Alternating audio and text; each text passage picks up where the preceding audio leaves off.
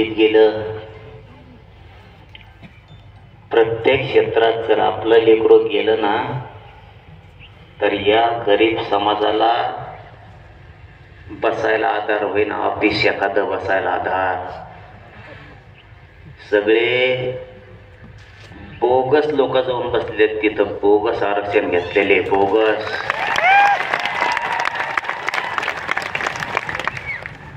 हाय का डोकं ठेप्याल तुमचं? लोक जातीचं काम करायचं असलं, सत्ता असो नाही तर नसो, बर का बरोबर, सत्ता असो नाही तर नसो, प्रशासनात जर आपले अधिकारी असले ना, राईट खुटात ठोकिले.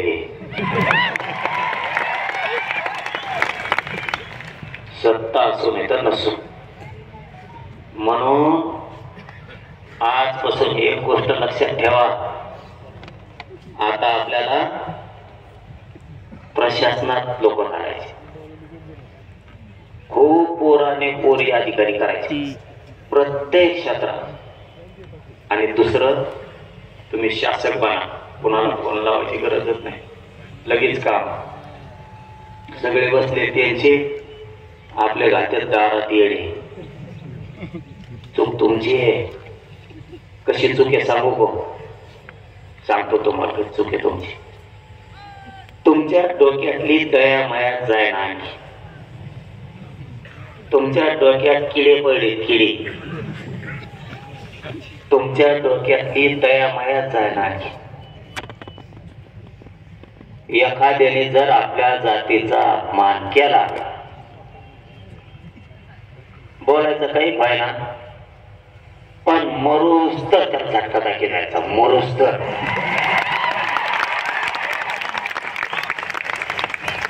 त्याला म्हणायचं जातवान मराठ्यांची अस्सल अवलाद.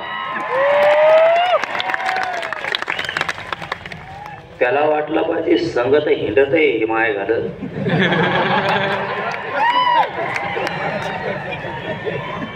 पण इतके माया जवळचे लोक फोडून येणे मला पारड कसा. तुम्हाला कडवट बनावं लागन.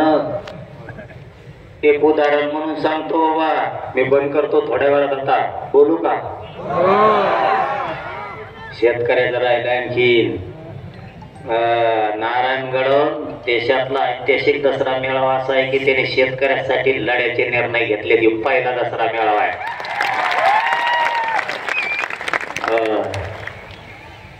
तुम्हाला विसरायचं नाही का सांगतो? कारण सांगतो. मला इथं ती विषय नाही बोलायची, पण उगा थोडी चुणूक सांगतो. विसरायचं का नाही. हे काय करते, निवडणुकीच्या आधी थोडा आपल्याला डवचिते आणि डवचेलं की मी तिकडून उत्तर देतो आणि मी उत्तर दिलं की 3 ते 4 महिने गप्प बसते. त्याचा अर्थ समजून घ्या. पेले नका म्हणू त्याला. नीट काय बोलतोय ते ऐका. ते तिकडून असं एक शब्द आपल्या काळजाला लागन असा बोलते, जसा की गुलामीचं गॅजेट म्हणणारे माकड.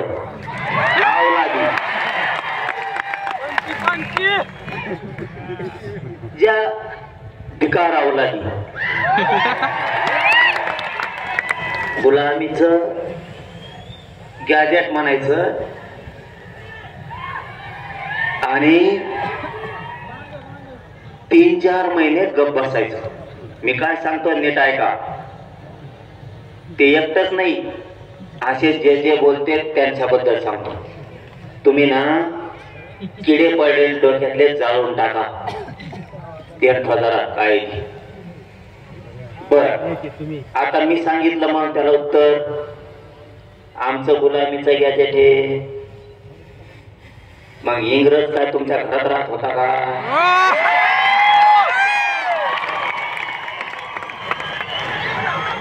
तुमच्या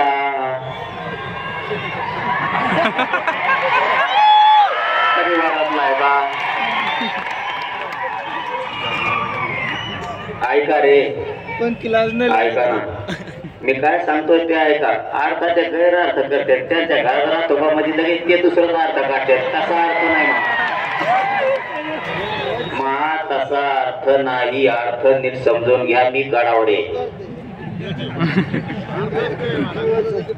अर्थ नीट समजून घ्या. त्यांनी सांगितलं आमचं गुलामीचं गॅजेट हे. त्या नागतोडीला मी बोललो का? नाही बोललो. कोणाला बोट लावायची गरज आहे का? आणि मग मग मी बोट सुरू केल्यावर त्याच्यासाठी लोकांच्या लेकरा बाळाला तुच्छ लेखायचं नाही. तुम्हाला त्याचा अर्थ कळतो का?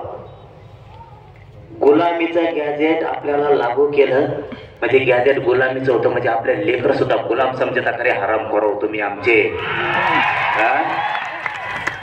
आमचे जे जे त्या पक्षात काम करतात तिच्या संग काम करतात. त्या मराठ्याच्या पायदाशी कोण कोण आहेत? हे मराठ्याच्या पायदाशी हो, तुमची खास पायदाशी आहे ना तुमची. तर तुमच्या पोराला, तुमच्या जातीला गुलामीची अवलाद म्हणलंय. करतो का प्रचार? झक माऱ्या. अरे 10-5 लाखाच्या कामासाठी कवरसाठी तुरे स्वाभिमान जागा ढोरे. तो जातीला घाण बोललं गेलं, घाण. तुझ्या जे जे तिथं त्या पक्षात तिच्या सोबत काम करतात त्यांच्यासाठी सांगतोय. खास तुमच्या अवलाद जर मराठीची असली ना आता, तर तुमच्या मराठीच्या लेकराला गुलाम म्हणलंय, गुलाम.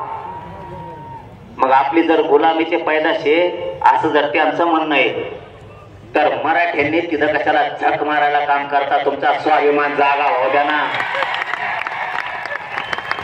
अरे गेलं राजकीय करिअर खड्ड्यात, गेलं 10-15 रुपयाचं काम काढी लावी. असा जातवा मिशा पिढीनाराची अवलाद आहे. कशाला कोणाच्या पायाखाली काम करता? पायाचा टोन. आता त्यांनी काय सांगितलं? हे गुलामीचं गॅजेट कशाला लागू करता? मोगाचा प्रश्न अर्धवट राहिला, तुम्ही तिसरं जोडीदार म्हणून सांगतो. मग आता आमचं गुलामीचं गॅजेट हे निजामचं. बर ठीक. मग इंग्रज का तुमच्या परिवारात राहत होता का घरात राहत होता? त्याचं कारण काय? तुमचा परिवारातला आहे का तो? निजाम आमच्या परिवारातला नाही म्हणून गुलामीच.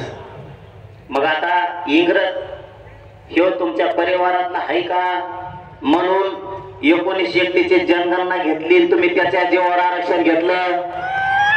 तुम्हाला तरीच आरक्षण दिलं इंग्रजांच्या जनगणनेनं.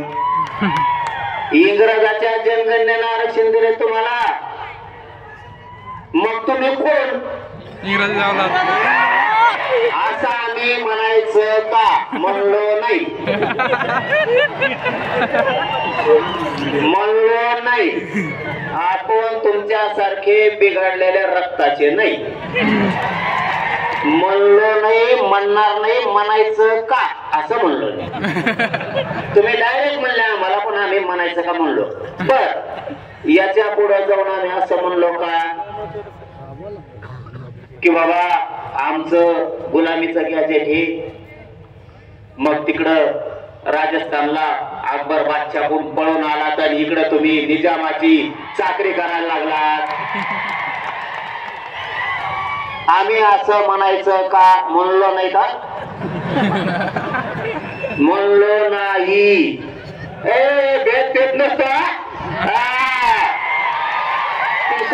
शिकायचं नाही. गप बसलेला म्हणून गप. तुम्ही फक्त फेसबुक व्हॉट्सअपला लिहू शकता. ज्या दिवशी सुरू होईल ना त्या दिवशी तुम्हाला ते कळाल. काही बोलता?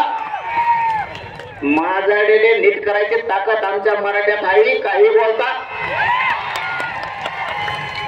आम्ही म्हणलो का तुम्ही राजस्थानला होते, तिकडं बादशाह अकबर होता आणि त्याने लय ठोकला, दांड केले तुम्हाला, मग पळून इकडं महाराष्ट्रात आलात.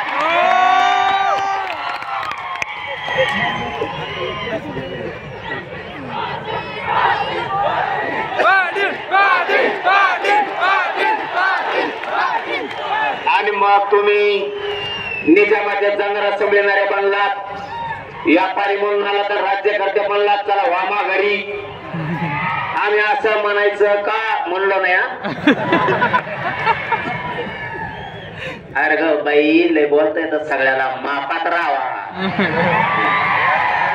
याच्यासाठी झक मारायला मराठ्याने तुम्हाला 30 वर्ष निवडून नाही दिलं. याच्यासाठी निवडून दिलं होय 30-30 वर्ष. तुम्ही असे पान उतारे करा म्हणजे अवलादीचे. आणि आता काय करणार हे सांगतो तुम्हाला, नीट ऐका. आता मी म्हणलो ते म्हणले निजामाचं गॅजेट, हे निजामाचं गॅजेट गुलामीचं ते म्हणे गुलामीचं गॅजेट आहे. मी सांगितलं तुमचं सुद्धा इंग्रजाचं आहे, तेव्हा गुलामीच होती, तेव्हा पुढं स्वातंत्र्य होतं असं बोललो. आता तेवढं काळजावर बाण हल्लं बघ आपल्या. तुम्हाला डोके किडे जे पडले म्हणलं तुमच्या डोक्यात, ते सांगायलो ते किडे मारून टाका लवकर. किडे तुमच्या डोक्यातले हे काय करते, हळू जिवारी वार करतात आपल्या. आणि मी बोललो का 2-3 महिने गप्प बसतात. आपल्या लोकांना काय वाटतं माहितीये का, जाऊ दे रे, चुकलं असं काय होतं बोलतानी, आता नाही बोलणार इथून पुढं. अरे हे बदलणारच नाही. त्याच्यामुळं दया माया थोडी कमी करा. जे जरा ज्याला मराठ्याचं तिकडून उभा राहील खपा खप पाडायचे, तवा ह्या आपल्या जाती नीट राहत्या, तवा आपले नीट वागायचे, तेव्हा हे हुजरेगिरी करायचं बंद करते. आणि जेव्हा आपण पाडायला सुरू करतो ना, तेव्हा ते मराठ्या सगळं नीट वागायला सुरू करते. कळलं गाव ते आपल्याशी. अरे आपल्या लेकरा बाळाला डायरेक्ट म्हणले राव,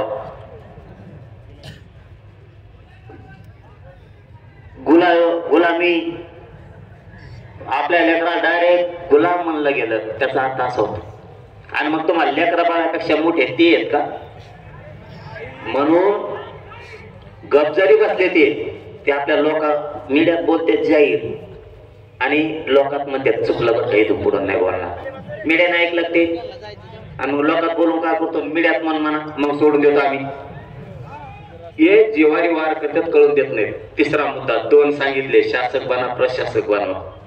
दुसरा सांगितला येऊ, इथून पुढं जेव बोलन त्याला सोडीत जायचं नाही. तिसरा मुद्दा लय महत्वाचा आहे. कधीच आजपासून ओबीसीला दोष द्यायचा नाही. बघा डोक्यात उजाड पाडून घ्या. आपण काय करतो, एक जरी नेता बोलला तरी आपण म्हणतो ओबीसीचे नेते घाणे. ओबीसीचे नेते नाही, याच्यात ओबीसीचा काही संबंध नाही. समजा माळ्याचा सगळ्या दोष आहे का, काही सगळ्या माळ्याचा दोष आहे का, ते सगळ्या भाव चालायला जाऊन येते.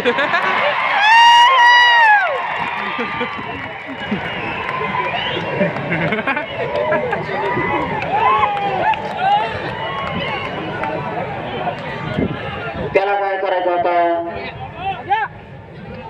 त्याला म्हशीवरी थोडे दिवस पाण्यात बांधायचं. त्याला मी बांधितो, थांबा तुम्ही मला नीट व्हावून द्या रे, मी नीट व्हायणार रे. मग शरीर मला साथ द्यायला नाही तर यांचा दुमता काढाय मेले पक्का.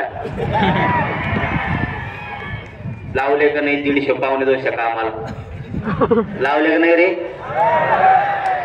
नुसते तज्ञाला घेऊन बसत येत.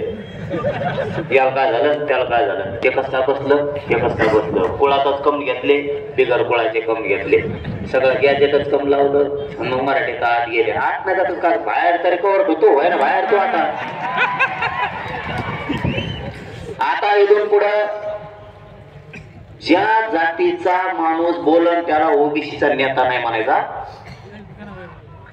इथून पुढं एक ध्यानात घ्यायचा घडवून जाणाऱ्या प्रत्येक महाराष्ट्रातल्या माणसाने ओबीसीचा नेता बोलला ते काय करताय चाभऱ्यापणा, हे तशी आपल्या डोक्यात आले.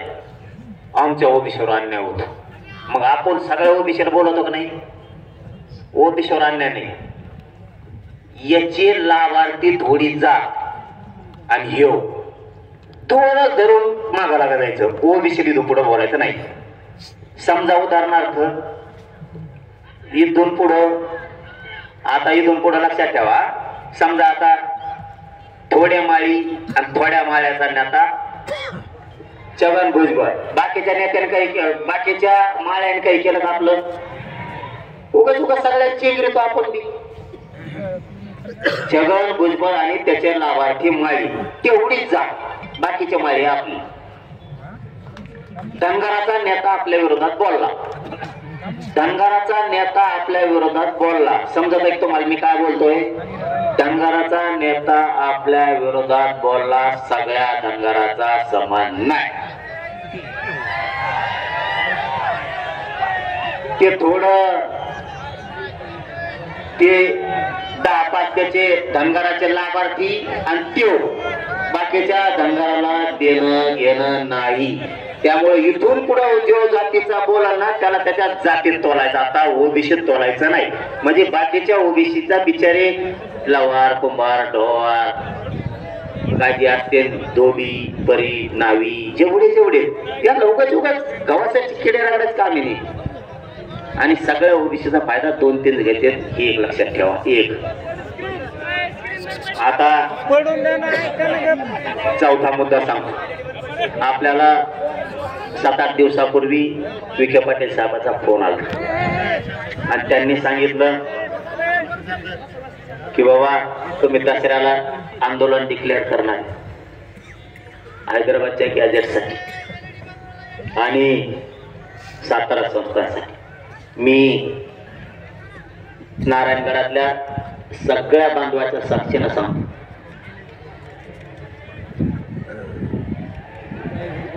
काय रे खाली बसा काय शांततेनं ऐका. एक 15-20 मिनिटात सगळं उरकून घेऊ आपण. 15-20 मिनिटात सगळं उरकून घेऊ. शांत राहा, लय महत्वाचे विषय. आणि मग विखे पाटील साहेबाचा फोन आला. शांत बसता का? नाही तर मला सांगा काय मी नीट करू शकतो, आणि दुसऱ्याचा जर असला तर घरात जाऊन नीट करू शकतो. माया नादी लागायचं नाही. हा तुम्ही 12चे आम्ही 14चे भानगडीत पडायचं नाही. शांत राहून द्यायचं. मराठ्याचा असल टाकली फिटली असली चलून दे थोडंफार, पण दुसऱ्याचं जर कोणी आचरण वळ करत असं ना घरात घुसवून हाणायची ताकद आमच्यात. घरात घुसवून लय सहन केला भाऊ, लय लोकांनी त्रास सहन केला. 75 वर्ष माया मराठ्याच्या. तुला काय सांगू, कसल्याने यायचं आमच्या आईला घोडा लावून जायचं. बासरे त्याच्यासाठी जीवन नाही.